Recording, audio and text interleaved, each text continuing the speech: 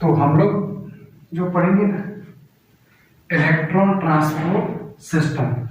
Electron transport system में क्या है, फ्लो ऑफ इलेक्ट्रॉन, मतलब इलेक्ट्रॉन एक जगह से दूसरी जगह फ्लो करता है। इलेक्ट्रॉन क्या करता है, एक जगह से दूसरी जगह को फ्लो करता है। ठीक है, अब इलेक्ट्रॉन फ्लो कर रहा है, इलेक्ट्रॉन फ्लो कर रहा है। अब इलेक्ट्रॉन जब फ्लो करता है, इलेक्ट्रॉन जब एक जगह से दूसरी जगह जाता है, तब हाइड्रोजन भी एक जगह से दूसरी जगह जाता है। अब कैसे जाता है उसको देखेंगे। और जब इलेक्ट्रॉन फ्लो करता है तब हाइड्रोजन भी एक जगह से दूसरी जगह फ्लो करता है और इससे एटीपी बनता है। तो हमको क्या याद रखना है कि इलेक्ट्रॉन की फ्लो होने से क्या बनता है, एटीपी बनता है। तो इधर एक बात लिखा हुआ है कि flow of electron and ATP synthesis, और एटीपी का बनना, एटीपी सिंथेसिस, ये दोनों कैसा है, कपल्ड है। मतलब कपल है क्या, अरे जुड़ा है क्या, नहीं, कपल नहीं, एक साथ साथ होता है। किसके साथ साथ होता है, एक साथ साथ होता है, मतलब हम साथ साथ है। जब इलेक्ट्रॉन फ्लो करेगा तभी हम एटीपी बनाएंगे, जब इलेक्ट्रॉन फ्लो होगा तभी हम एटीपी बनाएंगे। कपल्ड है रिएक्शन, अरे कपल लिख दिया यार, कपल्ड होना चाहिए। ठीक है, रिएक्शन कैसा है, कपल्ड है। अच्छा, तो सीधा सीधा बात, इलेक्ट्रॉन की फ्लो हो रहा है उस बात को जानेंगे। इलेक्ट्रॉन एक जगह से दूसरी जगह फ्लो हो रहा है उस बात को जानेंगे, देखेंगे कैसे फ्लो होता है। ठीक है, इलेक्ट्रॉन एक जगह से दूसरी जगह जाता है, बस यही है इलेक्ट्रॉन ट्रांसपोर्ट सिस्टम। अब इसको इरेज करता हूं मैं। ठीक, अब इसको इरेज करके, इलेक्ट्रॉन फ्लो होने के लिए, इलेक्ट्रॉन एक जगह से दूसरी जगह जाने के लिए 5 कॉम्प्लेक्स है जो इसमें हिस्सा लेते हैं, हिस्सेदारी लेते हैं। 5 कॉम्प्लेक्स, कितने कॉम्प्लेक्स, 5 कॉम्प्लेक्स है जो इस इलेक्ट्रॉन की फ्लो करवाता है। मतलब इलेक्ट्रॉन जो एक जगह से दूसरी जगह जा रहा है ये फ्लो कराता है 5 कॉम्प्लेक्स मिलके। कितने कॉम्प्लेक्स मिलके, 5। पांचों मिलके क्या करता है, इलेक्ट्रॉन की फ्लो कराता है एक जगह से दूसरी जगह। तो 5 कॉम्प्लेक्स का नाम पहला क्या है, पहले बोलते हैं NADH डिहाइड्रोजिनेस। NADH क्या नाम है इसका, NADH डिहाइड्रोजिनेस। ये पहला कॉम्प्लेक्स है, फर्स्ट कॉम्प्लेक्स। इसके अलावा दूसरा कॉम्प्लेक्स है सक्सिनेट डिहाइड्रोजिनेस। अच्छा, सक्सिनेट डिहाइड्रोजिनेस आगे बताएंगे इसके बारे में। इसके बाद तीसरा कौन है, तीसरा है साइटोक्रोम BC1। क्या नाम है, साइटोक्रोम BC1। इसके अलावा कौन है, चौथे वाला कौन है, चौथे को बोलते हैं साइटोक्रोम, अरे क्रोम नहीं यार, क्रोम, साइटोक्रोम C ऑक्सीडेज। क्या नाम है इसका, C ऑक्सीडेज। अब C ऑक्सीडेज के बारे में थोड़ा सा बातें देख लेते हैं। साइटोक्रोम C ऑक्सीडेज में क्या है, एक तो साइटोक्रोम A है, इसके साथ साथ क्या है, A के साथ साथ A3 होता है और 2 कॉपर के सेंटर होते हैं। अब ये लिखा हुआ बात तो अपने को याद रखना है। तो साइटोक्रोम C ऑक्सीडेज में क्या है, साइटोक्रोम A है और साथ में क्या है, साइटोक्रोम A के साथ साइटोक्रोम A3 है। इसके अलावा 2 कॉपर के सेंटर है। किसमें है यार, साइटोक्रोम C ऑक्सीडेज में। इसके बाद जानेंगे 5वां कॉम्प्लेक्स जिसको बोलते हैं ATP सिंथेज। क्या नाम है इसका, ATP सिंथेज। क्या नाम है इसका, ATP सिंथेज। अच्छा, ATP सिंथेज की 2 हिस्सा है। कितना हिस्सा है, ATP सिंथेज के 2 हिस्से हैं। एक तो इसको बोलते हैं F1 हेड पीस। क्या बोलने का, F1 हेड पीस। अभी बहुत छपरी वाला लैंग्वेज यूज कर रहा है यार, सॉरी। तो F1 हेड पीस है। F1 हेड पीस में क्या है, इसको क्या बोलते हैं, F1 हेड पीस है क्या चीज, ये एक पेरीफेरल मेम्ब्रेन प्रोटीन है। पेरिफेरल मेम्ब्रेन प्रोटीन है। अच्छा, मतलब एटीपी सिंथेस का हिस्सा, एटीपी सिंथेस क्या है, इसके दो हिस्से हैं। एक हिस्से को बोलते हैं F1, जिसको हेडपीस भी बोलते हैं, पेरिफेरल मेम्ब्रेन प्रोटीन। इसके अलावा अच्छा F1 और दूसरा पीस है F0, जिसको बोलते हैं इंटीग्रल मेम्ब्रेन प्रोटीन। अच्छा, इंटीग्रल क्या बोलते हैं इसको, इंटीग्रल मेम्ब्रेन प्रोटीन। अच्छा, दोनों में डिफरेंस क्या है, एक है पेरिफेरल मेम्ब्रेन प्रोटीन, एक है पेरिफेरल मेम्ब्रेन प्रोटीन। पेरी मतलब बाहर, पेरिफेरल बाहर की तरफ, मतलब बाहर। इंटीग्रल उसी का हिस्सा है, इंटीग्रल मेम्ब्रेन का ही हिस्सा है। दिखा दो तुमको, एक नजर इस पे देख लो। ये मानो कि मेम्ब्रेन है, ठीक है। अब ये मेम्ब्रेन में यहाँ पर कॉम्प्लेक्स है, इसको हमने क्या बोला, F0 बोला, ठीक है, F0। ये इंटीग्रल मेम्ब्रेन प्रोटीन कैसा है, ये जो प्रोटीन कॉम्प्लेक्स है ना, F0 जो है प्रोटीन कॉम्प्लेक्स, इसी मेम्ब्रेन का हिस्सा है। किसका हिस्सा है, इसी मेम्ब्रेन का हिस्सा है। अरे इसी मेम्ब्रेन का, इसके बोलते हैं इंटीग्रल, इसके साथ इंटीग्रल मतलब जुड़ा हुआ, इसी मेम्ब्रेन का हिस्सा है, ठीक है। F0। इसके बाद होता है क्या, आगे देखो होता है क्या। अच्छा, इसको बोलते हैं F1, हेड पीस, हेड के जैसा है, इंटीग्रल मेम्ब्रेन प्रोटीन के ऊपर हेड के जैसा है। पेरी बाहर, मेम्ब्रेन के बाहर है, पेरिफेरल मेम्ब्रेन प्रोटीन F1 यानी कि हेड पीस। इसको और क्या बोलते हैं, इसको बोलते हैं साइट ऑफ एटीपी सिंथेसिस। क्या बोलते हैं इसको, साइट ऑफ एटीपी सिंथेसिस। मतलब एटीपी जो सिंथेसिस होगी वो यहाँ पर होगी F1 के हेड पीस पर। किस पर होगा, F1 के हेड पीस पर होगा। एटीपी सिंथेसिस कहाँ पर होगी, F1 के हेड पर होगा, ठीक है। Site of ATP synthesis actual में कुछ है, एक किताब है लेनिंजर का, केमिस्ट्री है, बायोकेमिस्ट्री, बहुत फेमस किताब है ये। हाइड्रोजन इस तरीके से पास होता है और एटीपी बनता है। अच्छा, हाइड्रोजन जब पास होगा तब ये मोटर की तरह घूम जाएगा, ये जो हेड पार्ट है ना, मोटर की तरह से घूम जाएगा, और जब भी मोटर की तरह घूमेगा तभी इधर बनेगा एटीपी। कैसे बनेगा आप आगे देखते हैं, ठीक है, आगे देखते हैं। ये वाला आपने जान लिया। हमने क्या जाना कि इलेक्ट्रॉन एक जगह से दूसरी जगह जाता है। इलेक्ट्रॉन क्या करता है, एक जगह से दूसरी जगह जाता है। इलेक्ट्रॉन को ये जो यहाँ से इधर जा रहा है, ये कौन ले जा रहा है इसको, किस रास्ते से जा रहा है, किधर से जा रहा है, कौन इसमें इन्वॉल्व है, कौन इलेक्ट्रॉन के फ्लो को कराता है, इलेक्ट्रॉन का जो फ्लो हो रहा है वो कौन करा रहा है। तो इलेक्ट्रॉन के फ्लो के लिए 5 कॉम्प्लेक्स है, ATS कराता है। नंबर 1 NADH डिहाइड्रोजनेस, क्या नाम है, NADH dehydrogenase. Number 2 succinate dehydrogenase, number 2 क्या है, सक्सिनेट डिहाइड्रोजनेस। नंबर 3 है साइटोक्रोम BC1, क्या नाम है, साइटोक्रोम BC1। नंबर 4 है साइटोक्रोम C ऑक्सीडेज। अच्छा, साइटोक्रोम C ऑक्सीडेज के में क्या है यार, साइटोक्रोम C ऑक्सीडेज में बहुत कुछ है। साइटोक्रोम C ऑक्सीडेज में एक तो है साइटोक्रोम A, दूसरा है साइटोक्रोम A3, और तीसरी जो चीज है, 2 कॉपर के सेंटर इस साइटोक्रोम C ऑक्सीडेज में होता है, ठीक है। इसके अलावा 4 कॉम्प्लेक्स हो गए अपना। 5वां कॉम्प्लेक्स ATP सिंथेज, क्या नाम है उसका, ATP सिंथेज।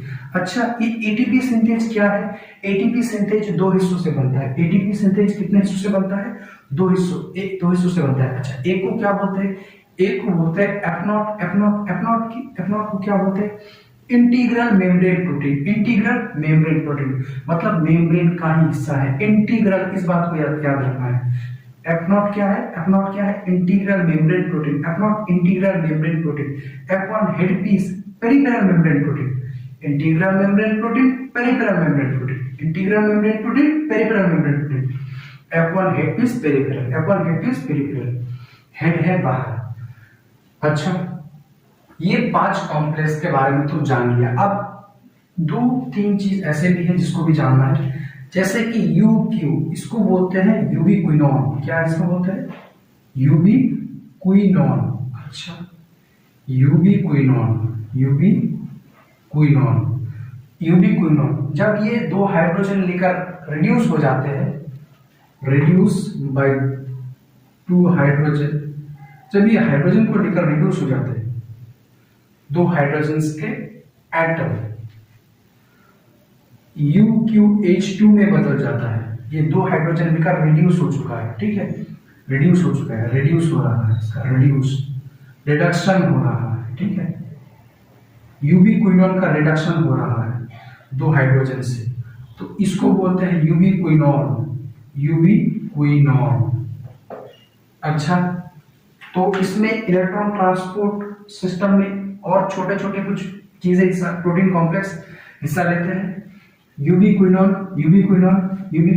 वो क्या करते हैं, हाइड्रोजन को लेकर रिडक्शन करता है, अपना रिड्यूस हो जाता है UQH2 में, उसका नाम बन जाता है यूबिक्विनोन। क्या नाम बन जाता है, यूबिक्विनोन। इसके अलावा और भी होंगे यूबिक्विनोन। अच्छा, यूबिक्विनोन हो गया, और क्या रहेंगे, साइटोक्रोम C ऑक्सीडेज।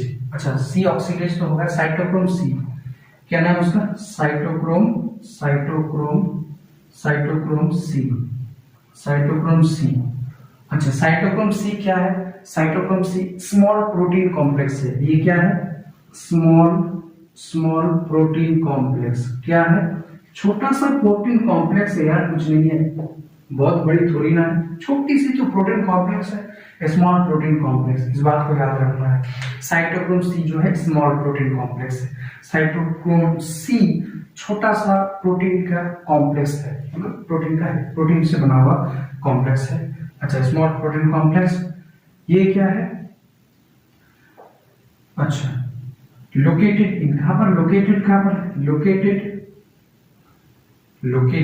अच्छा, लोकेटेड ऑन लिख देते हैं, located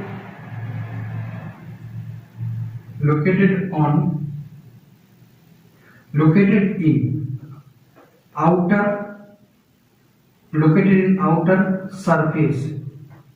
outer surface of inner membrane. बहुत ही ध्यान से देखने वाला शब्द है ये, अरे मेम्ब्रेन की जगह ही नहीं हो रहा यार। साइटोक्रोम C के बारे में जो बातें हैं, ध्यान रखने वाली बातें हैं, मैं उसको मार्क कर दूं। ये क्या है, स्मॉल प्रोटीन कॉम्प्लेक्स है, ये तो एक जरूरी बात हो गई। अब तुमको सवाल पूछा जाए साइटोक्रोम C क्या है, स्मॉल प्रोटीन कॉम्प्लेक्स है कि लार्ज प्रोटीन कॉम्प्लेक्स है, तो क्या जवाब, स्मॉल प्रोटीन कॉम्प्लेक्स है, छोटा सा प्रोटीन का कॉम्प्लेक्स है। इसके बाद साइटोक्रोम लोकेटेड रहता है outer surface of inner membrane. इस बात को आगे एक्सप्लेन करेंगे अच्छे से, लेकिन इस बात को भी याद रखना कि outer surface of inner membrane. थोड़ा सा दिखा देता हूं, मान लो कि ये मेम्ब्रेन है, इनर मेम्ब्रेन क्या है, IM मैं नहीं, इनर मेम्ब्रेन, IM क्या है, इनर मेम्ब्रेन। अब इनर मेम्ब्रेन का ये मान लो कि इनर मेम्ब्रेन का ये इनर पार्ट है, ये इनर पार्ट है, और ये आउटर पार्ट है। अच्छा, माइटोकॉन्ड्रिया की इनर पार्ट में क्या होता है, मैट्रिक्स होता है ना, मैट्रिक्स होता है, और यहाँ पर क्या होता है, यहाँ पर पेरीमाइटोकॉन्ड्रिया स्पेस होता है। अब ये साइटोक्रोम से इधर कहीं लगा होगा, तो इनर मेम्ब्रेन की आउटर सरफेस पर लगा है, इस बात को ध्यान रखना है। तो इन outer surface of inner membrane की आउटर सरफेस पर है ये साइटोक्रोम C, ठीक है। अब इसको घुमा फिरा कर एक स्टेटमेंट बना दूं मैं, इसको घुमा फिरा कर एक स्टेटमेंट बेस्ड क्वेश्चन बना दूं मैं। क्या बना देता हूं कि cytochrome C is a small protein complex. Cytochrome C क्या है, स्मॉल प्रोटीन कॉम्प्लेक्स है, located in inner surface of inner membrane. क्या बोला मैंने, inner surface of inner membrane, तो बात गलत है या सही है, मैंने बोल दिया इनर सरफेस, ये तो है outer surface of inner membrane, मैंने बोला inner surface of inner membrane, तो मैंने गलत बोला। तो स्टेटमेंट बस इस तरीके से उसको समझना है, inner not outer surface of inner membrane. अच्छा, थोड़ा सा और एक बात बता देता हूं, outer surface of outer membrane बोले तो outer surface of outer membrane, तो फिर से गलत, outer surface of inner membrane, ये बात सही रहेगा। तो इधर से स्टेटमेंट बेस्ड सवाल की एक्सपेक्टेशन। इसके अलावा और एक बातें जानना होगा, ये छोटा छोटा मतलब चीज है, उसको समझना होगा, तभी हम जो इलेक्ट्रॉन ट्रांसपोर्ट सिस्टम है उसको समझ पाएंगे अच्छे से। ठीक, अब अगली जो बात कहेंगे, अगला बात कहेंगे किसके बारे में, ऑक्सीजन के बारे में। थोड़ा सा ऑक्सीजन पर जानकारी ले लेते हैं। ऑक्सीजन देखो, वैसे तो हमने बोल दिया कि एरोबिक रेस्पिरेशन, लेकिन तुम अगर ध्यान से देखोगे, लिंक रिएक्शन देखोगे, क्रेब्स साइकिल देखोगे, क्रेब्स साइकिल, ठीक है, कहीं भी तुमको नजर आ रहा है कि ऑक्सीजन चाहिए? नहीं नजर आ रहा है। तो क्रेब्स साइकिल में भी ऑक्सीजन नहीं चाहिए। ऑक्सीजन कहां पर चाहिए? Oxygen need only in terminal stage. कहां पर जरूरत है ऑक्सीजन का? टर्मिनल स्टेज पर। अच्छा, बहुत गंदी हैंडराइटिंग हो गई है। कहां पर नीड है? Need in terminal stage. Oxygen का जो नीड है, ऑक्सीजन जरूरत किधर है? Only in terminal stage. सिर्फ आखिरी के कुछ स्टेप में, टर्मिनल स्टेज, आखिरी के स्टेज में हमको ऑक्सीजन चाहिए। तो इस बात को ध्यान रखना है, इस बात को ध्यान रखना है। जब भी ओनली वाला शब्द आए, जब भी ओनली वाला शब्द आए, ये जिंदगी में तूफान लाता है। ओनली, सिर्फ और सिर्फ ओनली। तो ये ओनली वाला शब्द हमेशा हमेशा ध्यान में रखना होता है। कभी भी ओनली देखो तो दिमाग में घंटी बजनी चाहिए, बड़ा सा घंटी, कि गोलमाल है भाई साहब, गोलमाल है। ठीक है, ओनली देखोगे तो इस बात को ध्यान रखना है। तो यहाँ पर ओनली, तो इस बात को ध्यान रखना है। किसी भी स्टेप में जरूरत नहीं होता, क्रेब्स साइकिल में नहीं होता, आखिर में इलेक्ट्रॉन ट्रांसपोर्ट सिस्टम में हमको ऑक्सीजन चाहिए। ठीक है, तो ओनली सब सुन के क्या आना चाहिए? गोलमाल है भाई साहब, गोलमाल है, कुछ तो है इसमें। अच्छा, उसके बाद अगली बात देखते हैं। ऑक्सीजन, ऑक्सीजन क्या होता है? Final acceptor. ऑक्सीजन क्या होता है? फाइनल एक्सेप्टर होता है। फाइनल एक्सेप्टर ऑफ किसका? इलेक्ट्रॉन का। Final acceptor of electron, proton भी बोल देता हूं और H+ आयन भी बोल देता हूं। ऑक्सीजन फाइनली किसको रिसीव करता है? जो इलेक्ट्रॉन ऐसा घूम रहा है ना, इलेक्ट्रॉन इधर से इधर घूम रहा है, उसको मजा आ रहा है कि मैं इधर से इधर घूम रहा हूं, तो ये इलेक्ट्रॉन को फाइनली ले लेता है ऑक्सीजन। बोलता क्या है? अरे इलेक्ट्रॉन तू तो बहुत घूम रहा है, तेरे पंख अभी काटने पड़ेंगे मुझे। ऑक्सीजन क्या करता है? ऑक्सीजन इलेक्ट्रॉन को ले लेता है और साथ में क्या करता है? 2 हाइड्रोजन को भी ले लेता है, और ऑक्सीजन एंड में क्या बनाता है? पानी बनाता है। जब ऑक्सीजन क्या लेता है? इलेक्ट्रॉन को ले रहा है, तो उसको बोलेंगे फाइनल इलेक्ट्रॉन एक्सेप्टर।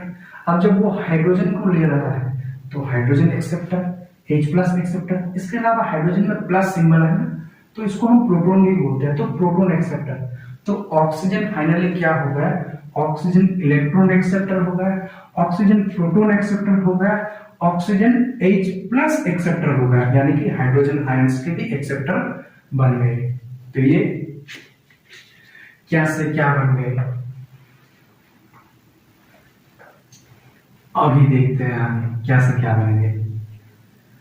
अच्छा, तो पहले NADH का काम तमाम करते हैं, फिर और कुछ करेंगे। NADH plus H+। अच्छा, ये क्या चीज है? ये तो लंबे लंबे दांत की, ये हमारा इनर मेम्ब्रेन है। ये क्या है? ये है हमारा inner membrane. Inner membrane mitochondria का इनर मेम्ब्रेन है। इसके बाद ये है हमारा इंटर मेम्ब्रेन स्पेस। यहां पर हमारा है आउटर मेम्ब्रेन। माइटोकॉन्ड्रिया का ये इनर मेम्ब्रेन, ये outer membrane. Sir inner membrane में दो लाइनें दिखाई, आउटर मेम्ब्रेन में एक क्यों? आउटर मेम्ब्रेन को हमको उतना जूम करके नहीं देखना होगा, इसलिए मैंने एक लाइन ड्रॉ किया, और इसको अच्छे से देखना होगा, इसलिए 2 लाइन ड्रॉ किया। ठीक है, इसका भी है, इसका भी ये बाइलेयर है, लिपिड का बाइलेयर है। अब ये क्या है? ये है आउटर मेम्ब्रेन, ये है माइटोकॉन्ड्रिया का आउटर मेम्ब्रेन। अब इधर किसी को कुछ समझ में नहीं आ रहा है तो उसको सेल पढ़ना होगा। पहले cell the unit of life को चैप्टर को पढ़ना होगा। Cell the unit of life पढ़ेंगे तब इधर वाला हिस्सा समझ में आएगा कि inner membrane, inter membrane space, outer membrane, तो उसको पहले पढ़ना है, ठीक है।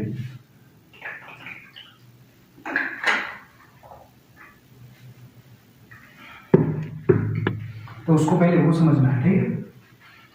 अच्छा, इनर मेम्ब्रेन के बाद क्या आता है? इनर मेम्ब्रेन के बाद आता है मैट्रिक्स। क्या आएगा? मैट्रिक्स। अच्छा, तो यहां पर मानो कि कॉम्प्लेक्स 1 है, इसको यहां डाल देते हैं। कॉम्प्लेक्स 1 है,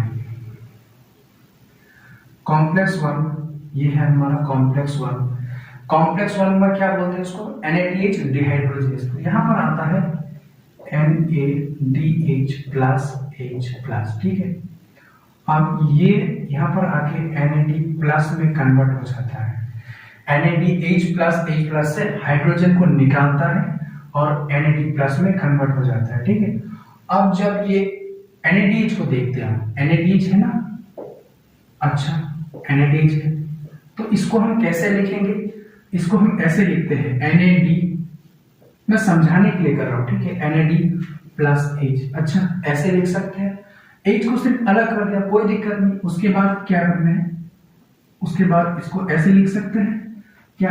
NAD इसको प्लस दे दिया, एक इलेक्ट्रॉन बाहर निकाल दिया मैंने। ये कर सकते हैं, बिल्कुल कर सकते हैं। इलेक्ट्रॉन अंदर चला गया तो फिर से न्यूट्रल हो जाएगा। और ये हाइड्रोजन जो है ना, इसको भी प्लस कर दिया, इधर से एक इलेक्ट्रॉन निकाल दिया, तो ये कर सकते हैं हम। तो इधर फाइनली क्या बना? अपना जो बना NAD प्लस बना, ठीक है। और 2 इलेक्ट्रॉन आए, 2 H प्लस भी आए। NADH से हम इसको देख सकते हैं, इसको अलग अलग करके लिख लिया। NAD प्लस बना दिया और इलेक्ट्रॉन निकाल लिया, H प्लस बना दिया, इलेक्ट्रॉन निकाल लिया। अब फाइनली क्या हो गया? NAD प्लस हो गया, 2 इलेक्ट्रॉन भी हो गया, 2 हाइड्रोजन भी हो गए, हो गया। तो इधर से क्या करेंगे? इधर से हम 2 इलेक्ट्रॉन को आगे पास कर देंगे, 2 इलेक्ट्रॉन को पास कर देंगे, ठीक है। तो 2 इलेक्ट्रॉन आ जाता है FMN के पास, फ्लेविंग, ठीक है। अब FMN के पास आ गए। FMN से आता है फेरस सल्फर, ये लोहे का बना है, ठीक है। अच्छा, इधर से जो हाइड्रोजन है, 2 इलेक्ट्रॉन यहां आ गए और ये हाइड्रोजन, अच्छा 2 हाइड्रोजन कहां पर है? ये तो मैंने गलत लिख दिया ना। इस हाइड्रोजन को मिलाकर 2 हाइड्रोजन, ठीक है। यहां पर एक ही हाइड्रोजन आएगा, ठीक है, एक ही हाइड्रोजन। यहां पर कैलकुलेशन के हिसाब से एक ही हाइड्रोजन आएगा। ये दूसरा हाइड्रोजन ये है, दूसरा हाइड्रोजन ये वाला H प्लस वाला हाइड्रोजन है। तो ये वाला हाइड्रोजन और उधर जो एक हाइड्रोजन बना, 2 हाइड्रोजन इधर से इधर आ जाएगा, ठीक है। 2 हाइड्रोजन इधर आ गए। जब इलेक्ट्रॉन का मूवमेंट हो रहा है, इलेक्ट्रॉन इधर आ गया और हाइड्रोजन इधर आ जाता है, ठीक है। तो इधर का इलेक्ट्रॉन की मूवमेंट की वजह से, इलेक्ट्रॉन की मूवमेंट होने, इलेक्ट्रॉन इधर से इधर आता है तो एनर्जी बनता है। इलेक्ट्रॉन की मूवमेंट की वजह से जो एनर्जी पैदा होती है ना, इलेक्ट्रॉन मूव हो रहा है उसकी वजह से 2 हाइड्रोजन और एक्स्ट्रा मैट्रिक्स से 2 हाइड्रोजन, इधर से और 2 हाइड्रोजन इधर आ जाता है, तो टोटल 4 हाइड्रोजन। अच्छा, 4 हाइड्रोजन क्यों आया? जब NADH ने 2 हाइड्रोजन दिया, अब इलेक्ट्रॉन फ्लो कर रहा है, इलेक्ट्रॉन फ्लो करने की वजह से और 2 हाइड्रोजन इधर आ गया, क्योंकि इलेक्ट्रॉन फ्लो होने से उधर एनर्जी बन रहा है, ठीक है। अब ये इलेक्ट्रॉन जो है ना, ये इलेक्ट्रॉन FMN से FeS के पास है और FeS ने इलेक्ट्रॉन दे दिया UQ को, यूबिक्विनॉन को, ठीक है। इसको इलेक्ट्रॉन दे दिया। यूबिक्विनॉन इलेक्ट्रॉन को, सिर्फ इलेक्ट्रॉन को एक्सेप्ट नहीं कर सकता, तो यूबिक्विनॉन ने क्या किया? मैट्रिक्स से 2 हाइड्रोजन H प्लस को निकाल लिया, ठीक है। तो मैट्रिक्स से 2 हाइड्रोजन को ले लिया और इधर से 2 इलेक्ट्रॉन को ले लिया, तो ये बन गया UQH2। UQH2 अब किस तरीके से बनता है मैं उस चीज को दिखाऊं तुमको। ये 2 H प्लस और इधर का 2 इलेक्ट्रॉन तो हो गया H, दो H और ये H2, ठीक। तो दो हाइड्रोजन UqH2 बन गया। यूबिक्विनोन ने क्या किया, इधर से FMN से इलेक्ट्रॉन आ रहा है, FES में आया, यूबिक्विनोन ने इलेक्ट्रॉन को ले लिया और उधर से दो हाइड्रोजन को ले लिया और कन्वर्ट हो गया UqH2 में, यूबिक्विनोन से कन्वर्ट हो गया यूबिक्विनोल में, ठीक है। अब ये क्या करेगा, इसको इरेज कर देते हैं। अब ये इधर ये तीसरा वाला कॉम्प्लेक्स आ जाएगा। कौन आ जाएगा, तीसरा वाला कॉम्प्लेक्स, थर्ड वाला बात है। अच्छा, ये यूबिक्विनोन क्या करेगा, यूबिक्विनोन बन चुका है क्या, FeS से इलेक्ट्रॉन लिया, इधर से हाइड्रोजन लिया, UqH2 यानी कि यूबिक्विनोन बन चुका है। तो ये क्या करेगा, ये हमारा साइटोक्रोम बी को दे देगा, इलेक्ट्रॉन दे देगा साइटोक्रोम बी को, इलेक्ट्रॉन किसको दे देगा, साइटोक्रोम बी को। यूबिक्विनोन ने लिया क्या था, दो हाइड्रोजन के आयंस लिए थे और दो इलेक्ट्रॉन्स लिए थे। इलेक्ट्रॉन्स दे दिया साइटोक्रोम बी को। क्या दिया, इलेक्ट्रॉन दिया, हाइड्रोजन नहीं दिया, ठीक है। ये हाइड्रोजन क्या करेंगे, इधर से दो हाइड्रोजन, इधर, दो हाइड्रोजन, ठीक है। तो ये क्या यूबिक्विनोन हाइड्रोजन को लिया और इलेक्ट्रॉन को लिया, कन्वर्ट हो गया UqH2 में, यूबिक्विनोन में कन्वर्ट हो गया।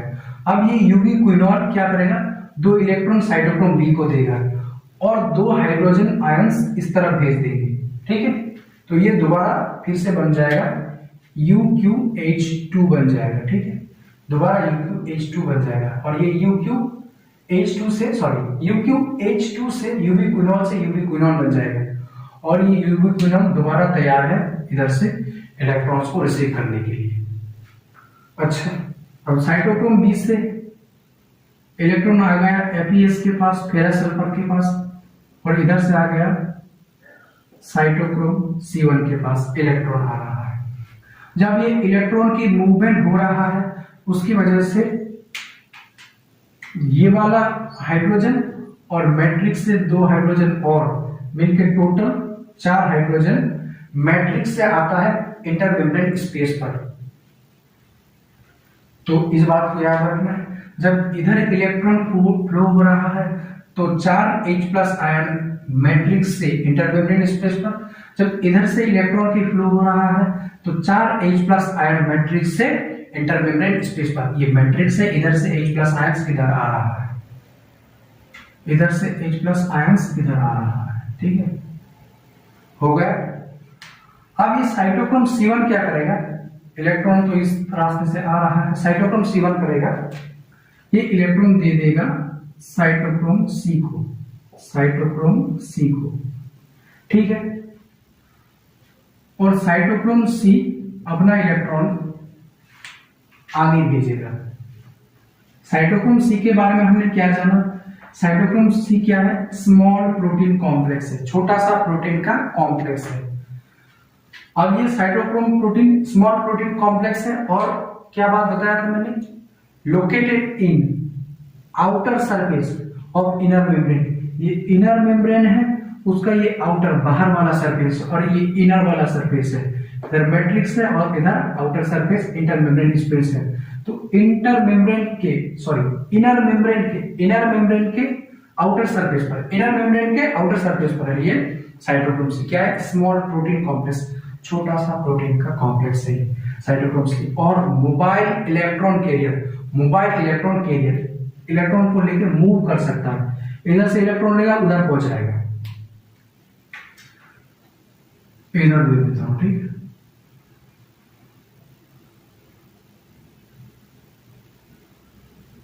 ये है हमारा चौथा वाला कॉम्प्लेक्स। ये थोड़ा सा आगे मूव करेगा। ये मोबाइल है ना, इधर से इधर मूव कर सकता है, मोबाइल इलेक्ट्रॉन कैरियर।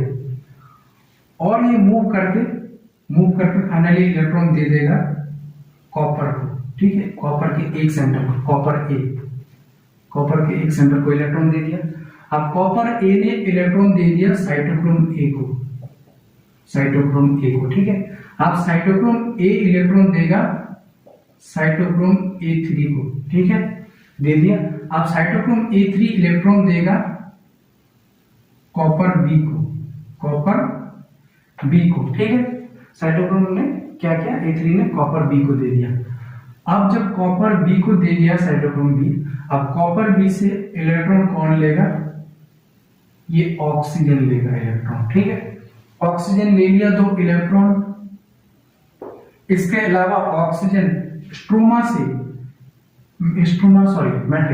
मैट्रिक्स बोल सकते हो, मैट्रिक्स से 2 H+ आयन को ले लिया, ठीक है। और ये सारी चीजों को मिला के बना देगा, ये वाटर बनाएगा। और ये ऑक्सीजन के मॉलिक्यूल जो है वो हाफ ऑक्सीजन के मॉलिक्यूल्स होंगे। इधर से दोबारा समझा देता हूं। Cytochrome C small protein complex है। साइटोक्रोम सी क्या है, स्मॉल प्रोटीन कॉम्प्लेक्स है और located in outer surface of inner membrane. Inner membrane के आउटर सरफेस पर है ये। और मोबाइल इलेक्ट्रॉन कैरियर, इलेक्ट्रॉन को इधर से लेके उधर पहुंचाता है, इधर से लेके इलेक्ट्रॉन उधर पहुंचाता है, कुछ नहीं, इलेक्ट्रॉन इधर से लेकर उधर को पहुंचाता है, ट्रांसपोर्ट। अब साइटोक्रोम से इलेक्ट्रॉन पहले देता है कॉपर ए को, पहला कॉपर सेंटर को देता है, उसके बाद साइटोक्रोम ए को देता है। अब साइटोक्रोम ए इलेक्ट्रॉन देता है साइटोक्रोम A3 को, साइटोक्रोम A3 इलेक्ट्रॉन देता है कॉपर बी को, और कॉपर बी से इलेक्ट्रॉन जाता है ऑक्सीजन के पास। ये ऑक्सीजन ने क्या किया, ऑक्सीजन ने इलेक्ट्रॉन को ले लिया, 2 इलेक्ट्रॉन को ले लिया, 2 H+ को ले लिया, बना दिया पानी, ठीक है, बस। अब जब इलेक्ट्रॉन की मूवमेंट यहां पर होती है कि नहीं, तो इधर क्या होता है, 2 H+ आयंस इधर नीचे आते हैं। जब इलेक्ट्रॉन मूव कर रहा है 2 H+ आयन इधर नीचे आते हैं।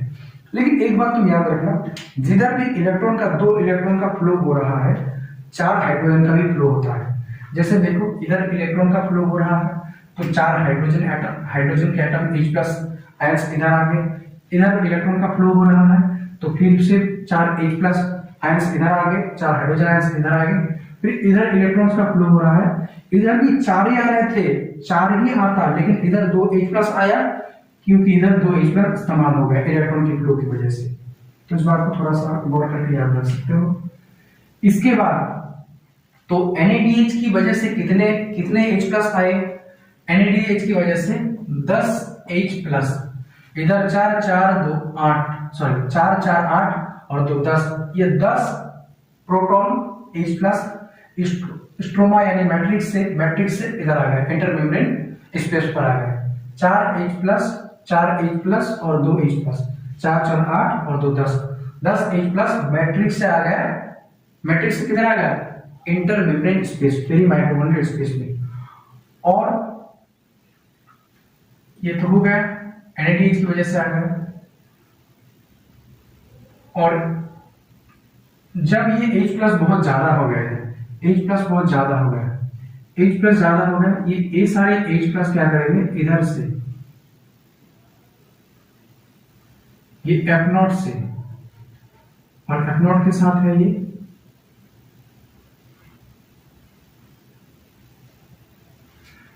F0 के साथ है ये F1। अच्छा, जब इधर H+ आयंस बहुत ज्यादा हो जाएंगे तब ये H+ इस ATP सिंथेज वाला 5वें नंबर कॉम्प्लेक्स से बाहर जाएगा। जब 4 H+ बाहर जाएगा तब यहां पर एक ATP बनेगा, ठीक है।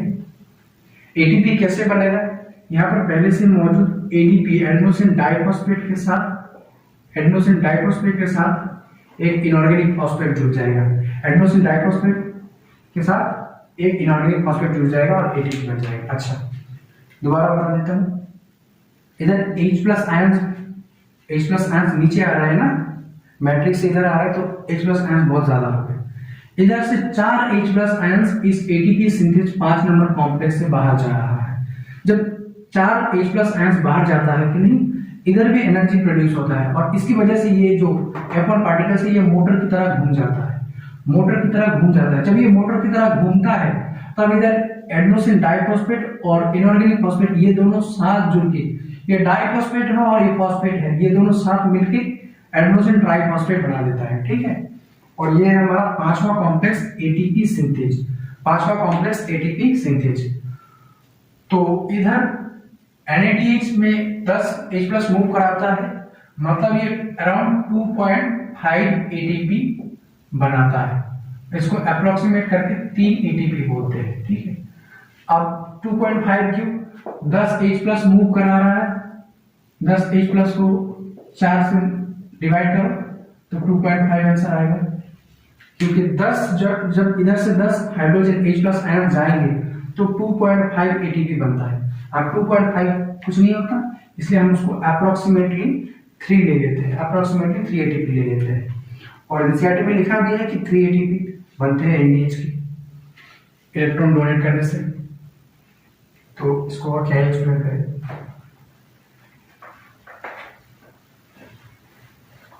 अब दूसरा बात देख लेते हैं।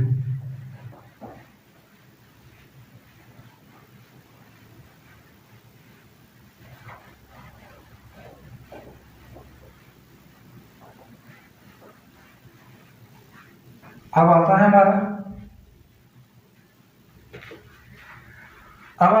FADH। अब FADH की बात देखते हैं। FADH क्या करता है?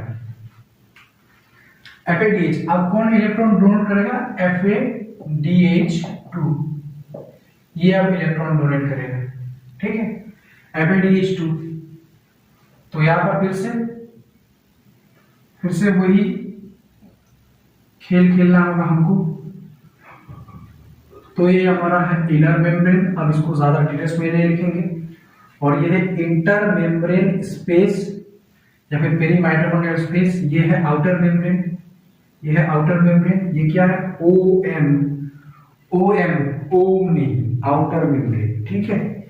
और यहाँ पर है मैट्रिक्स, इसको मैट्रिक्स को पूरा ही लिख देता है, इधर तो ज्यादा कंफ्यूज नहीं होगा, ठीक है, मैट्रिक्स। तो वहां पर कौन कौन से कॉम्प्लेक्स इन्वॉल्व थे? वहां पर पहले 1 था NADH डिहाइड्रोजन, उसके बाद 3 था साइटोक्रोम BC1, उसके बाद 4 था साइटोक्रोम C ऑक्सीडेज, उसके बाद 5 था। लेकिन यहाँ पर कुछ और होगा, यहाँ पर पहले 2 वाला आएगा, पहले 2 वाला आएगा, पहले 2, दूसरा नंबर वाला कॉम्प्लेक्स आएगा, ठीक है। और दूसरा नंबर वाला कॉम्प्लेक्स का नाम क्या है? साइटोक्रोम, अच्छा, दूसरा कॉम्प्लेक्स का नाम क्या है? Succinate dehydrogenase. सक्सिनेट डिहाइड्रोजिनेस ये एक्चुअली में क्रेब्स साइकिल का एंजाइम है, देखना तुमको क्रेब्स साइकिल मिलेगा, ठीक है। साइटोक्रोम जो है ना, अच्छा सॉरी, साइटोक्रोम कहाँ बोले जा रहा हूँ मैं, ये जो हमारा है हमारा सक्सिनेट डिहाइड्रोजिनेस एक्चुअली में एक इसका एंजाइम है, एक क्रेब्स साइकिल का एंजाइम है। क्रेब्स साइकिल में क्या बनता है? सक्सिनेट से फ्यूमरेट बनता है। तो ये सक्सिनेट डिहाइड्रोजिनेस क्या करता है? सक्सिनेट से फ्यूमरेट बनाता है। इधर क्या बनाया? सक्सिनेट से फ्यूमरेट बनाया, ठीक है। अब सक्सिनेट से फ्यूमरेट बनाया, सक्सिनेट से क्या बनाया? फ्यूमरेट बनाया। किसने बनाया? Succinate dehydrogenase. अच्छा, इस सक्सिनेट डिहाइड्रोजिनेस एंजाइम की इनिबिशन करता है कॉम्पिटिटिव इनिबिशन, और वो करता है मेलोनेट। ये बात लिखा हुआ है बायोमोलिक्यूल्स में, एंजाइम्स वाले पार्ट में कॉम्पिटिटिव इनिबिशन के तौर पर। और इस एक ही का एग्जांपल है, और 2024 नीट का सवाल भी है ये। अच्छा, तो जब सक्सिनेट डिहाइड्रोजिनेस सक्सिनेट को फ्यूमरेट में बदलता है, सक्सिनेट से फ्यूमरेट बना देता है, सक्सिनेट को फ्यूमरेट में कन्वर्ट कर देता है, तब इधर क्या बनता है? FAD से बनता है, FAD से बनता है FADH2। क्या बनता है? FADH2, ठीक है, FAD से बनता है FADH2। अच्छा, बहुत खूब। अब ये FADH2 क्या करेगा? FADH2 इलेक्ट्रॉन डोनेट करेगा, FES को, फेरस सल्फर को, ठीक है, FES को इलेक्ट्रॉन डोनेट करेगा। तो FAD से FADH2 बन रहा है, FADH2 अपना इलेक्ट्रॉन दे देता है FES को, FES इलेक्ट्रॉन दे देता है यूबिक्विनोन को, ठीक है। अब यूबी क्विनॉल ये इलेक्ट्रॉन भी लेगा और इधर का हाइड्रोजन भी लेगा, लेकर क्या बन जाएगा, यूबी क्विनॉल में कन्वर्ट हो जाएगा। ठीक है, अब ये यूबी क्विनॉल आगे कॉम्प्लेक्स 3 को दे देता है, इधर साइटोक्रोम बी को देगा और इधर फिर एफईएस को देगा, फिर साइटोक्रोम C1 को देगा। तो इधर से इलेक्ट्रॉन इसके पास चला गया, इधर से इसके पास, फिर इधर से इसके पास, साइटोक्रोम C1 के पास। जब इलेक्ट्रॉन का फ्लो होता है, जब इलेक्ट्रॉन का फ्लो होता है तब क्या होता है, ये वाला हाइड्रोजन, ठीक है, और मैट्रिक्स का कुछ हाइड्रोजन, ये वाला हाइड्रोजन मैट्रिक्स का कुछ हाइड्रोजन मिलकर 4 H+ आयन मैट्रिक्स से क्या आता है, इंटरमेम्ब्रेन स्पेस पर आता है, मैट्रिक्स से इंटरमेम्ब्रेन स्पेस पर आता है। इसके बाद साइटोक्रोम C से, साइटोक्रोम C1 से इधर साइटोक्रोम C के पास इलेक्ट्रॉन आ गया। अब ये चौथे नंबर कॉम्प्लेक्स को दे देगा, ये कौन सा कॉम्प्लेक्स है, तीसरा नंबर कॉम्प्लेक्स, ये दूसरा नंबर कॉम्प्लेक्स है। Number 2 complex oxidative hydrogen, number 3 complex cytochrome BCl और ये साइटोक्रोम C, और ये आगे दे देगा चौथे नंबर कॉम्प्लेक्स को साइटोक्रोम C ऑक्सीडेज, यहाँ पर होगा कॉपर A, कॉपर A पहले तो कॉपर A को देगा इलेक्ट्रॉन, कॉपर A देगा साइटोक्रोम A को, अब साइटोक्रोम A देगा साइटोक्रोम A3 को, साइटोक्रोम A3 देगा कॉपर B को, अब कॉपर B इलेक्ट्रॉन दे देगा, ऑक्सीजन को ऑक्सीजन 2 इलेक्ट्रॉन ले लेगा और 2 H+ आयंस भी ले लेगा और बना देगा पानी, बना देगा पानी। और इधर और एक बार हाफ ऑक्सीजन के मॉलिक्यूल्स होंगे। इधर जब ये इलेक्ट्रॉन का फ्लो होता है, तब जब इलेक्ट्रॉन का फ्लो होता है तब इधर से 2 H+ नीचे मैट्रिक्स से किधर आएगा, मैट्रिक्स से इंटरमेम्ब्रेन स्पेस पर। अब आगे ये हमारा है F0, F0 और ये हमारा है, ये है F1। तो इलेक्ट्रॉन का फ्लो कितना, इलेक्ट्रॉन हाइड्रोजन का फ्लो सॉरी H+ का फ्लो हो रहा है। अच्छा, इस इलेक्ट्रॉन की मूवमेंट की वजह से इधर से 4 H+, इधर से 2 H+ अंदर आ गया, टोटल 6 H+ अंदर आ गया। तो FADH2 की वजह से कितना H+ आ गया, 6 H+ आ गया। जब 4 H+ बाहर जाएगा तो एक ATP बनेगा, 4 H+ बाहर जाएगा तो एक ATP बनेगा। तो इधर 6 के लिए कितना ATP बनेगा, 6 भाग 4 1.5।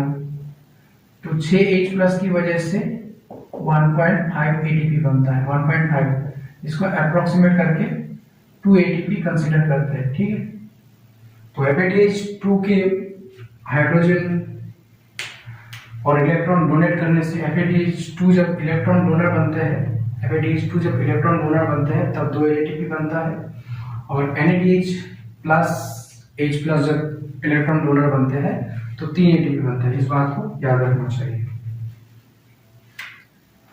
अगर NADH और H+ इलेक्ट्रॉन डोनेट है, इलेक्ट्रॉन डोनर है, ठीक है, इलेक्ट्रॉन डोनर है, तो ये 3 ATP बनाएगा। और अगर FADH2 इलेक्ट्रॉन डोनर है तो ये 2 ATP बनाएगा। क्या बनाएगा, अगर NADH प्लस H+, अगर NADH plus H+ electron donor है तो 3 ATP बनाएगा। अगर FADH2 इलेक्ट्रॉन डोनर है तो 2 ATP बनाएगा। इस बात को याद रखना है, इस बात को याद रखना है। और मैं बता दूं कि ओल्ड एनसीईआरटी में, पुराने जो एनसीईआरटी है, पुराने एनसीईआरटी में ये जो एटीपी की संख्या है, मतलब 4 H+ जाने से एटीपी बनता है। पुराने एनसीईआरटी में देखा मैंने कि 2 H+ लिखा है। ठीक है, पुराने एनसीईआरटी में लिखा है कि 2 H+ की मूवमेंट की वजह से एक एटीपी बनता है। असल में जो मोस्ट साइंटिस्ट एक्सेप्ट करते हैं और रिसर्च बेस्ड ये पाया गया है, रिसर्च बेस्ड ये पाया गया है कि 4 H+ की मूवमेंट से एक एटीपी बनता है। ठीक है, अब नई एनसीईआरटी में जो है उसमें करेक्शन कर दिया गया है, उसमें लिखा गया है कि 4 H+ की मूव होने की वजह से, मूवमेंट होने की वजह से एक एटीपी बनता है।